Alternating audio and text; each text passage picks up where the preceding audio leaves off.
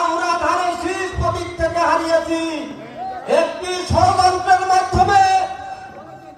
একজন অতিথি প্রার্থী আমাদের মনোনয়ন থেকে বঞ্চিত করেছে, আমাদের প্রতীককে ছিনতাই করেছে, ধানের শীষ প্রতীককে। আমার একটা কথাই না, এখন ইলেকশনের সময় ভাই বোন আত্মীয় স্বজন আমার টাকা দেয়। এইসব যারা কলেজ থেকে একটা শিক্ষা বিক্রি করে চলে তারা কি ভালো মানুষ হতে পারে? বলেন আপনারা। আজকে যে নির্বাচন আসে সেই নির্বাচনে দাঁড়ায়। কয়েকদিন আগে রেড ক্রিসেন্ট নির্বাচন, সেটাও দাঁড়াতে হবে। উকিলবাড়ির নির্বাচনে দাঁড়ায়, আবার জেলা পরিষদের নির্বাচন আমারে বলতেছে আমি স্বতন্ত্র প্রার্থী, বিদ্রোহী প্রার্থী। দল বলেছে জেলা পরিষদের ইলেকশন করা যাবে না। তার যে প্রস্তাবক সমর্থক ছিল তারাও ভোট দিন, এক ভোট ভাই, এরা বিরাট জনপ্রিয় লোক।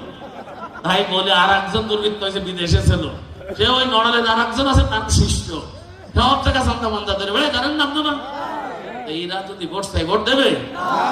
তাই মাছ পড়ায় দাঁড়াই বলতে চাই, যারা সারা নড়াইল জেলায় ওই সুন্দর চেহারার লোকের যদি এরকম সুন্দর সুন্দর নিদর্শন থাকে, এই নড়াইল জেলায় যারা ওই দলের ভোট করতেছে তারা কিন্তু চরিত্র এরকম।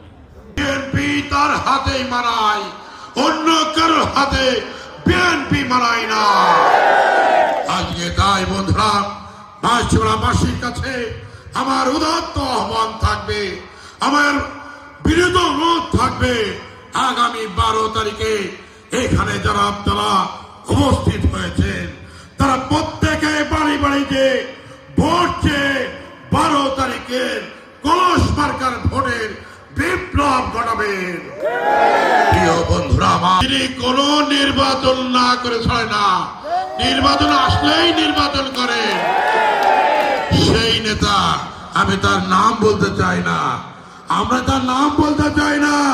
যখন চেয়ারম্যান ছিলেন তিনি, তখন তার বিরুদ্ধে কিন্তু অনাস্থা করেছিল, ঝাঁটা মিছিল হয়ে করেছিলেন আপনারা। তারপরে আরো আছে, উনি গার্লস স্কুলের কি যেন ছিলেন না হাই স্কুলের, সেখানে কি হয়েছিল বলেন তো? নিয়োগ বাণিজ্য তিনি করেছিলেন।